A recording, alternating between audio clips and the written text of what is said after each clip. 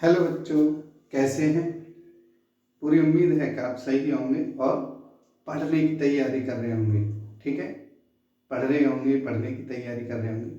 आज आप पढ़ेंगे क्लास 10th का मैथ सीरीज चल रही है और उसमें ट्रायंगल आपका चैप्टर पढ़ाएंगे। आज ट्रायंगल देखिए क्या होता है, कैसे नहीं होता। आपको 9th तक जो पढ़ा है वो सारी चीज़ें तो आपको पता होनी चाहिए। उसके बाद जो 10th में क्या है, पूरा एनसीईआरटी ने क्या क्या दिया है, बुक देखिए हमारे पास है ही, तो उसमें पता है कि आपको कितना पोर्शन करना है, कितना नहीं करना है। ठीक है, और आप नए हैं तो चैनल से जल्दी जुड़ जाइए और चैनल को सब्सक्राइब करो, वीडियो को लाइक शेयर जरूर करो यार। नहीं कोई दिक्कत है तो बताओ क्या दिक्कत है उसमें।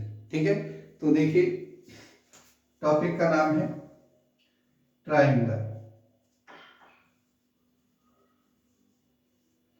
ट्रायंगल टॉपिक का नाम है और ट्रायंगल में जैसे हम पढ़ते हैं डायरेक्ट पॉइंट पर आते हैं बीपीटी, क्योंकि आपको कॉन्सेप्ट वाला टॉपिक तो पढ़ा दिया है। बीपीटी बेसिक प्रोपोर्शनलिटी थ्योरम या बोलते हैं थेल्स थ्योरम। थेल्स थ्योरम क्या है, वो सारी चीजें पता है कि किसी ट्रायंगल में अगर हम किसी एक लाइन के पैरेलल कोई लाइन खींचते हैं तो वो लाइन अदर टू लाइंस को इक्वल रेशियो में डिवाइड करेगी। क्या है, मैं पूरी थ्योरम नहीं प्रूव करके बताऊंगा, उसके लिए आप हमारे बिल्कुल ट्रायंगल के टॉपिक को देख सकते हैं, उसमें थ्योरम को बहुत अच्छी तरह से बताया गया। ठीक है, तो इसमें क्या है, डी पैरेलल टू बीसी होता है ट्रायंगल एबीसी में, तो AD upon BB equal to A upon EC होता है। ठीक है, अगर हम इसको थोड़ा सा यूज करें कि भाई इसमें वन इधर कर दें, वन इधर कर दें, तो ये क्या हो जाता है, A D plus D B equal to A plus E C, और अपॉन में ये ई सी रहेगा, अपॉन में ये डी बी रहेगा। तो आप देखेंगे ये हो जाता है A D plus D B A B upon D B, ऐसे ही ए सी अपॉन ए सी। इसी प्रकार दूसरा पार्ट अगर हम छोटे पार्ट को लें, A D upon A B, तो ये हो जाएगा ए ई अपॉन ए सी। ठीक है, तो ये जो रिजल्ट है कुछ जिसे आप जो है अच्छी तरह, पहला रिजल्ट ये है। ठीक है ना, इसमें वन ऐड करने पर ये आ जाता है, फिर ये पार्ट हो जाते हैं नंबर 2 नंबर 3, ये इसको यूज करना है। ठीक है, कैसे यूज करेंगे अभी और बताएंगे आपको।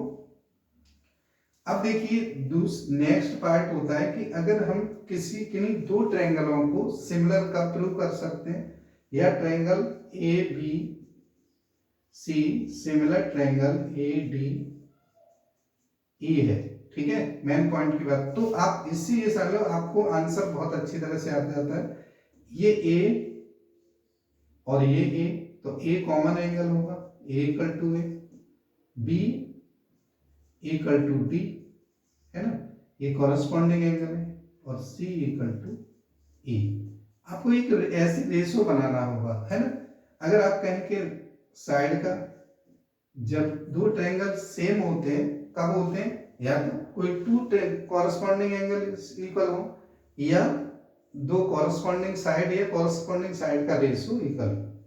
जैसे अब ये A B upon A D equal to A C upon A C upon A. ठीक है, ये होता है, तो आप जो है इसे कर सकते हैं। बात समझ में आ रही है। चलिए कैसे कैसे क्वेश्चन आते हैं एमसीक्यू में वो आपको बताते हैं इसमें।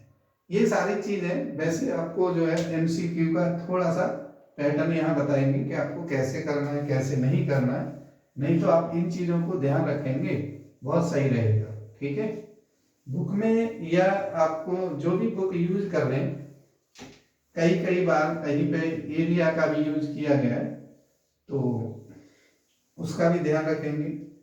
इसमें देखिए जब दो two triangles are similar, if यहां पे लिखते हैं if two triangles are similar, दो ट्रायंगल सिमिलर हैं तो आप क्या, नंबर 1 उनका एरिया A1 A2 क्या है, एरिया है, ठीक है, कॉमा 2 S1 S2 साइड से है, नंबर 3 P1 P2 पेरीमीटर से, नंबर 4 और M1 M2 मीडियन से,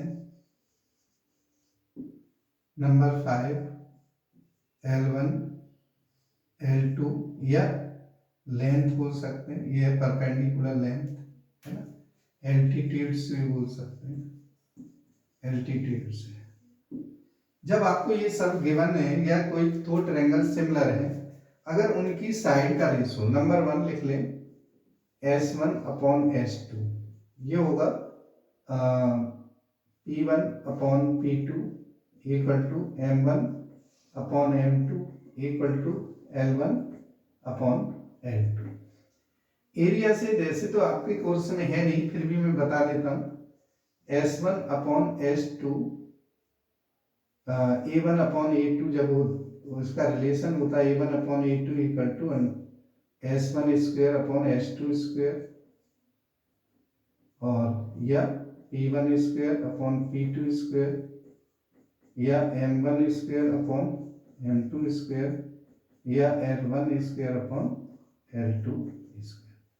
ये सारे रिलेशन होते हैं और आप इसे कर सकते हैं। बात समझ में आ रही है? चलिए अब क्वेश्चन करेंगे तो इन चीज़ों का ध्यान रखेंगे, नोट कर लेंगे इनको, ठीक है। अब देखिए, आइए क्वेश्चन कैसे कैसे आते हैं वो सब आपको बताए जा रहे हैं। फिगर का जरूर ध्यान रखें, अगर आप क्वेश्चन कर रहे हैं 2 या 3 नंबर का क्वेश्चन है तो उसे फिगर का जरूर ध्यान रखें, ठीक है। तो ये है, देखिए हमारे पास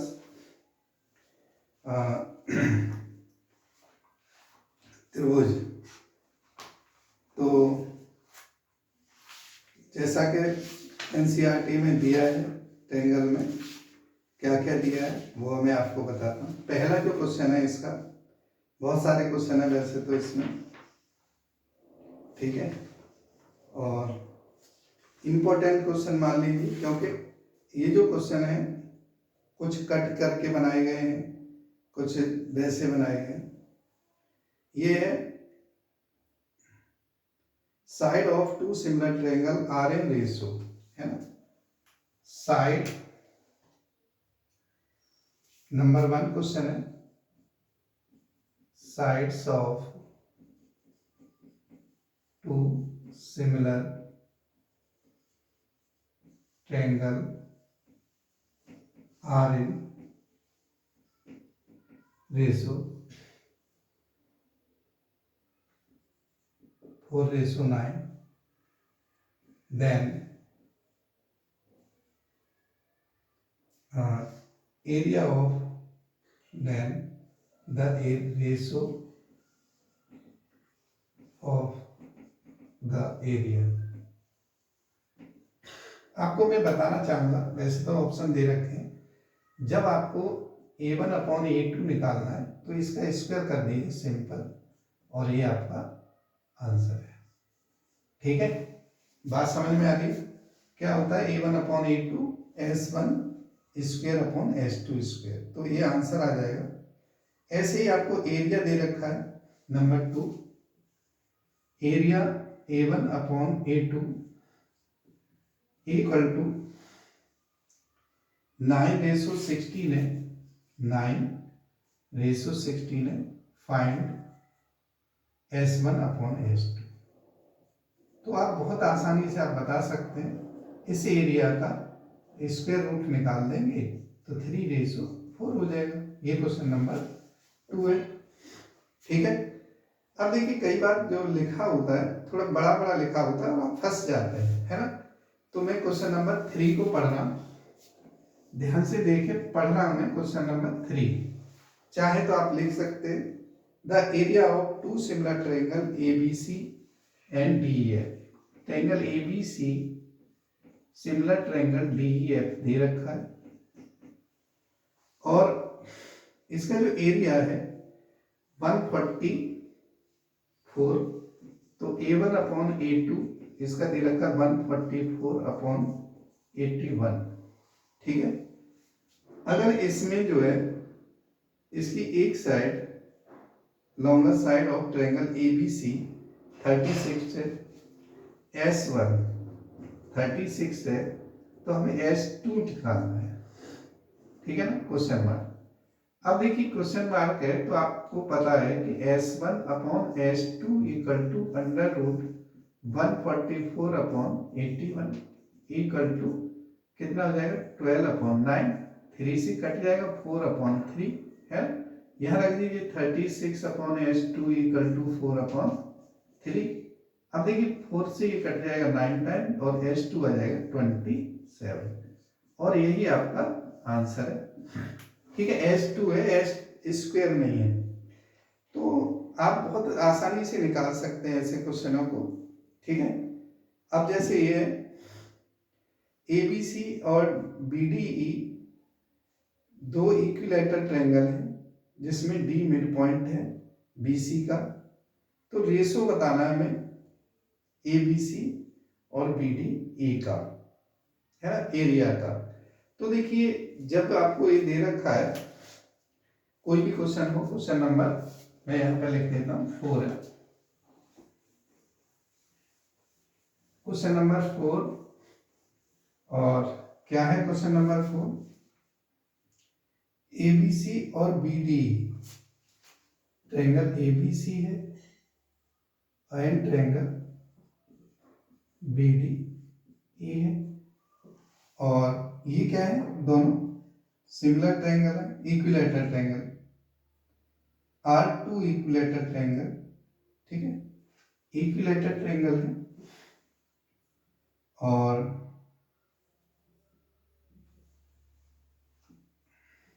ठीक है चलिए R इक्विलैटरल ट्रायंगल्स। ठीक है, D is the midpoint of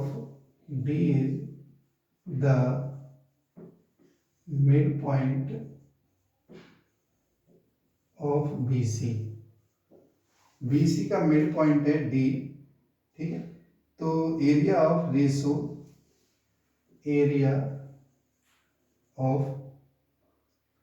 ratio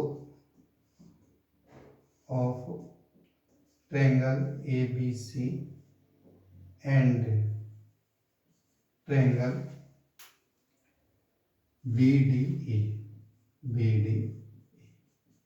अब देखिए जैसे मैंने ये ट्रायंगल बनाया ऐसे ABC, D मिड पॉइंट है तो ये BDE हो गया, है ना।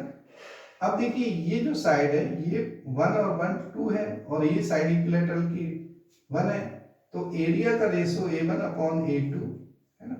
बड़ी साइड 2 है, 2 का स्क्वायर अपॉन 1 का स्क्वायर, 2 का स्क्वायर कितना होता है 4 और 1 का स्क्वायर 1, तो आंसर जो आएगा 4:1 आ जाएगा। बहुत ही आसान क्वेश्चन था, क्वेश्चन नंबर है 5। ठीक है, हाँ सॉरी, क्वेश्चन नंबर है 4 क्वेश्चन नंबर है और इस तरह से आप इसे कर सकते हैं। अब देखिए इसमें बहुत सारे क्वेश्चन जो है एरिया से रिलेटेड हैं, मगर ये जो है हमें नहीं पता कि R.D. शर्मा जी ने ये क्यों रखा है, क्योंकि उन्होंने ध्यान नहीं दिया एरिया का। कोई भी क्वेश्चन उसमें नहीं है NCERT में, मगर इन्होंने क्वेश्चन दे रखा है तो आपको ये बता रहे हैं। ठीक है, तो नेक्स्ट जो क्वेश्चन है वो देख लीजिए। चलिए नेक्स्ट क्वेश्चन है एरिया वाला, मैं कट कर रहा हूँ थोड़ा सा, वैसे क्वेश्चन लेता हूँ जिनमें एरिया कम है। तो ये है XY is drawn parallel to BC of triangle ABC। X question number में लिख देता हूँ, इसमें क्वेश्चन नंबर 7 क्या है, XY drawn parallel to BC of a triangle ABC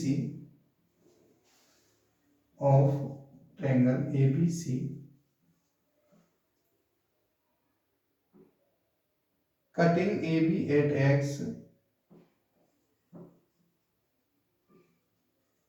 A B at x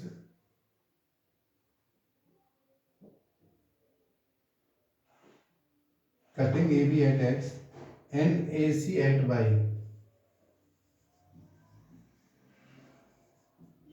AC at Y if AB equal to 4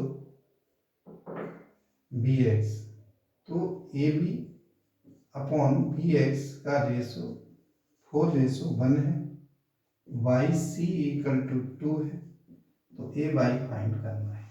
ठीक है, अब देखिए इसमें जो ए बाई है क्या क्या है मैं बता देता हूँ। 2 4 6 8 ए बी सी और डी क्या है 2 4 6 और 8। बात समझ में आ रही है। अब देखिए मैं ये ट्रायंगल बनाता हूँ, ध्यान से देखिए, कोई बात नहीं इसमें, ये ए बी और ये सी। अब देखिए एक्स हमने जो है यहाँ लिया और बाई ए सी पर है। ठीक है, अब ए बी 4 है, ए बी कितना है 4 है, बी एक्स कितना है 1 है, 4:1 हो गया।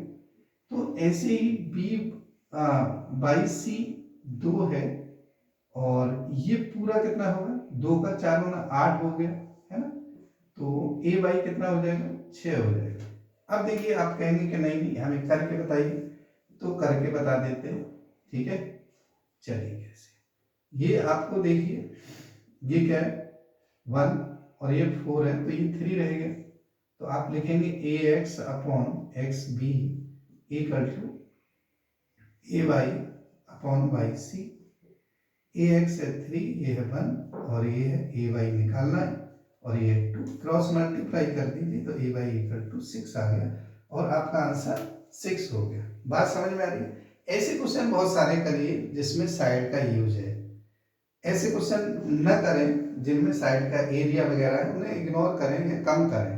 ठीक है, बस आपको आना चाहिए। चलिए क्वेश्चन नंबर 7 था, ऐसे में क्वेश्चन ढूंढ ढूंढ के करा रहा हूँ। ठीक है, जिससे आपको जो है अननेसेसरी चीजें, देखिए एनसीईआरटी में आपको देंगे वो अपने स्लीप कोर्स में से, और आप कितने ज्यादा कर रहे हैं फिर कहते हैं कि भाई हमने ये पढ़ा था वो पढ़ा था, तो ऐसा ना करें। ठीक है, तो अब ऐसे ही क्वेश्चन नंबर है 8 है, मैं पढ़ के बता देता हूँ। 2 poles of height 6 metre and 11 metre stand vertically upright a plane ground. 2 pole हैं जिनकी हाइट है h1, जैसे 2 poles of height 6 और 11। ठीक है, डिस्टेंस बिटवीन 2 पोल 12 मीटर है, मीटर है ये भी। तो आप देखेंगे तो ये बचेगा 5, ये 12 ही रहेगा। तो डिस्टेंस बिटवीन 2 टॉप्स है ना, उनके ये कह रहे डिस्टेंस बिटवीन देयर टॉप्स, तो इनके बीच की दूरी आपको पता है। देखिए इसमें कुछ खास नहीं है कि भाई ये 5 है 12 तो ये 13 होगा। चलिए मैं बता देता हूँ, ए बी और सी और डी और ई, तो ए ई डी ट्रायंगल आ गया ए ई डी। अब देखिए इसमें ए डी इक्वल टू है under root 5 square plus 12 square equal to 5 का स्क्वायर 25, 12 का स्क्वायर 144, तो ये कितना हो जाएगा 169 13 मीटर हो गया। यही आपका आंसर है। बात समझ में आ गई। तो ये क्वेश्चन नंबर था हमारा 8 था। इसमें देखिए कहीं भी कोई एरिया का मतलब नहीं है कि भाई एरिया है या क्या है, ये सारी चीजें आपको आनी चाहिए वहां पे। बात समझ में आ रही है। चलिए तो नेक्स्ट जो क्वेश्चन है, ऐसी क्वेश्चन हम लेके चल रहे जिसमें आपको सिर्फ एंगल से एरिया से रिलेटेड हो। ये है क्वेश्चन नंबर 11, थोड़ा छोड़ छोड़ के पढ़ लें।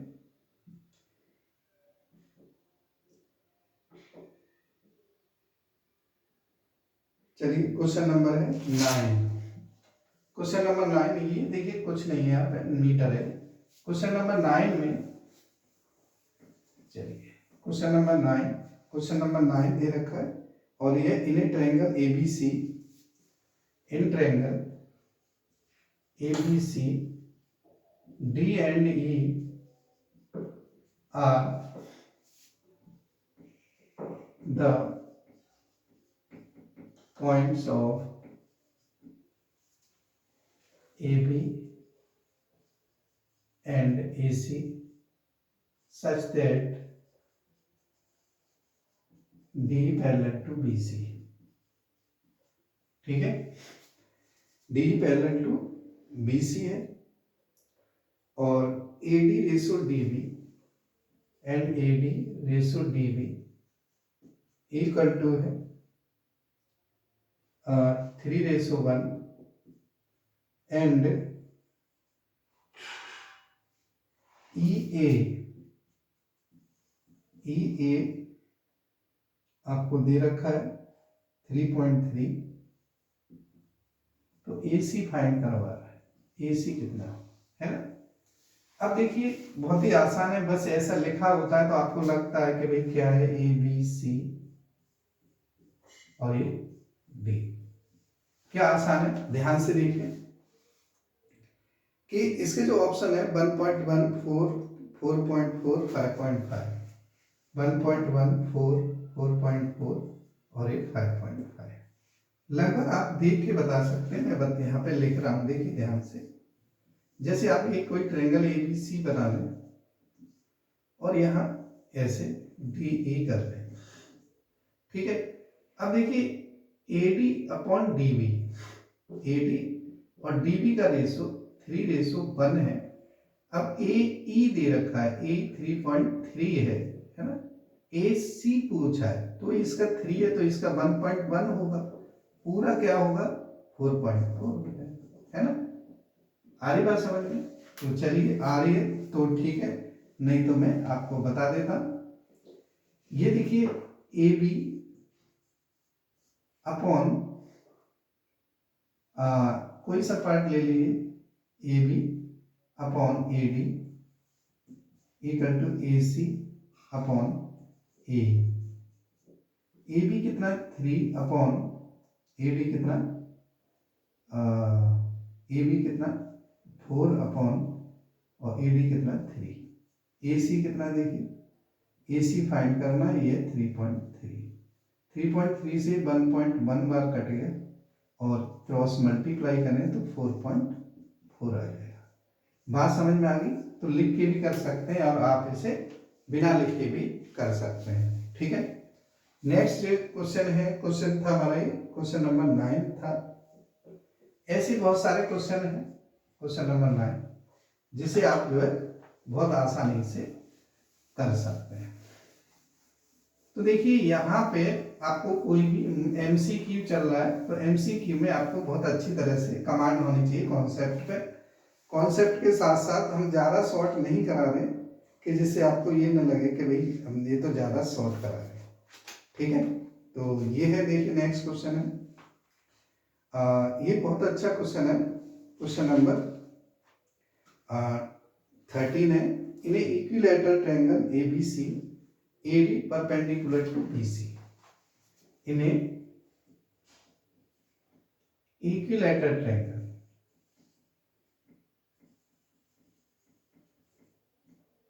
ABC AD perpendicular to BC, AD perpendicular to BC, ठीक है। ये आपको गिवन है। तो क्या पूछा है इसमें, देन 4 ऑप्शन होंगे वो बताने, A B C और ABCD। तो देखिए ये जो है ए, इसमें बताना कि 2AB² equal to 3AD², 2AB² equal to 3AD²। Next है 4AB² equal to 4AB² equal to 3AD²। फिर नेक्स्ट है 3AB² इक्वल टू 4AB²। फिर नेक्स्ट है 2ab square 3ab square 3ab square equal to 2ab square. है क्या चीज मैं बताता हूँ आपको। जैसे देखिए आप जो है कभी भी इक्विलैटरल ट्रायंगल ऐसे ये लें, ठीक है ना, ऐसे तो आप देखेंगे ये सभी साइड मान लो 2a मान लो, ये भी 2a है ना, ये भी 2a। जब आप इसका AD निकाल रहे हैं परपेंडिकुलर, ये ABC है, मिड पॉइंट है तो A हो जाएगा, है ना, ये A हो जाएगा। तो AD इक्वल टू क्या हो जाएगा 2a का स्क्वायर माइनस a स्क्वायर, तो कितना हो जाएगा 3a इस 3a स्क्वायर। अब देखिए ठीक है ना, अगर मैं AD स्क्वायर कहूं तो ये हो जाएगा 3a स्क्वायर। आ रही बात समझ में। AD equal to 3a square है, AD स्क्वायर, तो AB स्क्वायर कितना होगा, AB स्क्वायर इक्वल टू कितना हो जाएगा 2a का स्क्वायर 4a स्क्वायर। अगर मैं कहूं कि AB स्क्वायर अपॉन, ठीक है ध्यान से देखना यहाँ पे, ये AB square upon AD square equal to AB की वैल्यू क्या है 4a स्क्वायर और AD की है 3a स्क्वायर। a स्क्वायर से a स्क्वायर क्रॉस मल्टीप्लाई कर दीजिए, 3ab square equal to 4ad square. देखिए अब मैं बताना चाहूंगा कि आप ये देखिए AC या AB बड़ा है AD से, तो छोटी साइड का मल्टीप्लाई होगा उसमें बड़ी साइड का होगा, और आप इस तरह से कह सकते हैं कि 3ab square equal to 4ad square आपका आंसर है। बात समझ में आएगी। ऐसे क्वेश्चन आप करें, इसमें कोई भी चीज नहीं है एरिया वगैरह। इसका ही एक और क्वेश्चन है तो आप उसे भी ध्यान से देखें। क्वेश्चन नंबर है 10, क्वेश्चन नंबर 10 है, बहुत ही अच्छे क्वेश्चन है ये। ऐसा क्वेश्चन जरूर देखें जिसमें एरिया वगैरह ना हो, साइड का यूज हो, ट्रायंगल का यूज हो, तो आप उसे अच्छी तरह से करेंगे और ये आने की संभावना ज्यादा रहेगी। इन्हें equilateral triangle ABC such that, question number 10 next है 14 है, सॉरी 14 नंबर है इसमें। इन triangle ABC is equilateral triangle such that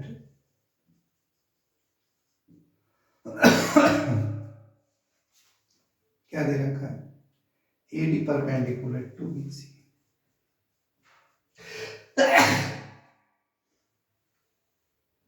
AD perpendicular to BC, then AD square.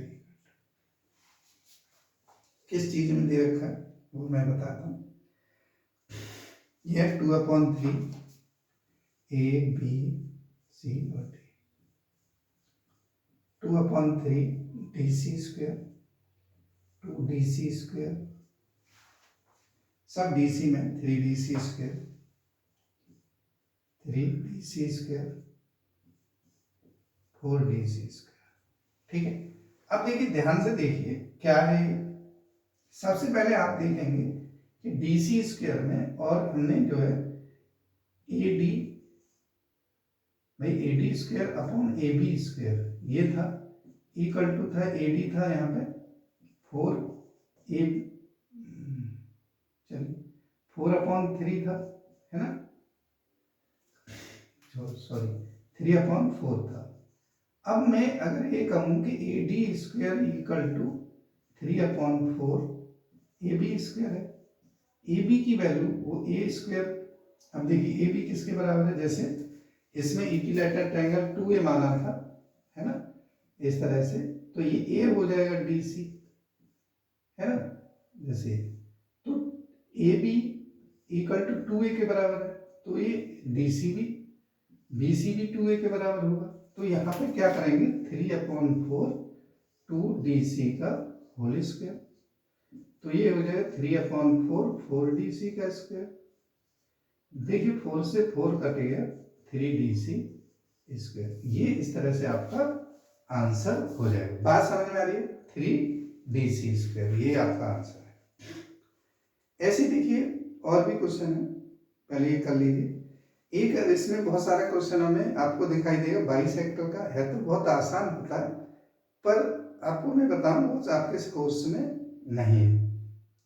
कुछ में एंगल का इधर उधर कर रखा है, तो आप ज़्यादा से ज़्यादा क्वेश्चन हमको समझ में आ रहा है, ट्राई करें ज़्यादा से ज़्यादा को, ठीक है, क्योंकि ज़्यादा से ज़्यादा क्वेश्चन ट्राई करेंगे, इसमें कन्फ्यूजन बहुत है। बस ये ध्यान रखें, पैरेलल है तो BPT लगाना है, और पैरेलल नहीं है तो नहीं लगाना है, बात खत्म, ठीक है। तो देखिए मैं